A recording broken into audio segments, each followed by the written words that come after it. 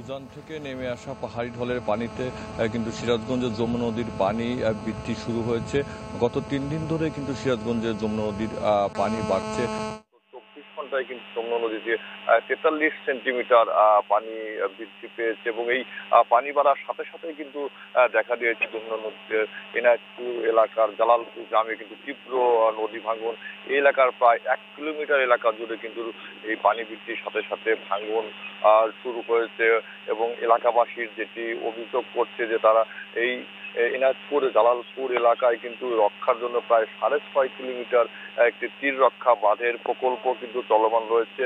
তবে এলাকাবাসীর যেটি অভিযোগ যে এই বাঁধটি তারা কিন্তু যথাসময় নির্ধারিত সময় কিন্তু বাঁধটি নির্মাণ না করার ফলে কিন্তু এই এলাকায় ভাঙন দেখা দিয়েছে। ঠিক আপনারা দেখতে পাচ্ছেন আমরা রয়েছে ঠিক যমুনা নদীর এলাকায়।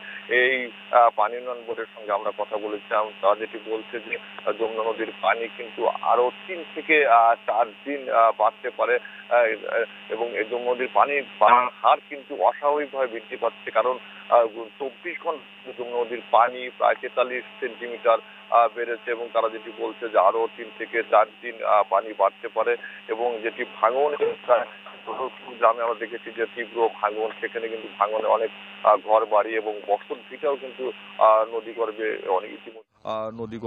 অনেক ইতিমধ্যে বিলীন হয়েছে এবং পানি উন্নয়ন বোর্ড যেটি বলছে যে তারা ভাঙন রোধে কিন্তু সেখানে বালিভর্তি যেটি জিও টিউব সেগুলো কিন্তু ফেলছে এবং ইতিমধ্যে কিন্তু ওই জালালপুর এলাকা তারা বলছে যে ভাঙন কিছুটা রোধ হয়েছে, তবে ভাঙন কিন্তু এখনো রয়েছে এবং পানি কিন্তু প্রতিদিনই সিরাজগঞ্জে।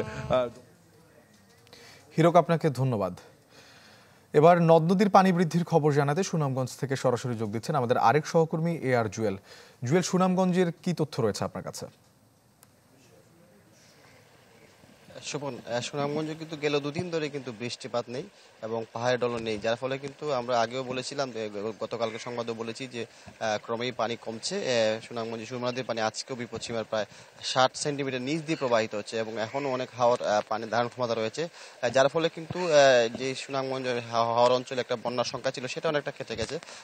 পানি উন্নয়ন কর্মকর্তা জানিয়েছেন যে চেরাপুঞ্জিতে বৃষ্টিপাত এবং স্বাভাবিক বৃষ্টিপাত হচ্ছে, যার ফলে কিন্তু পাহাড়ি ঢলটা অনেকটা কম আছে।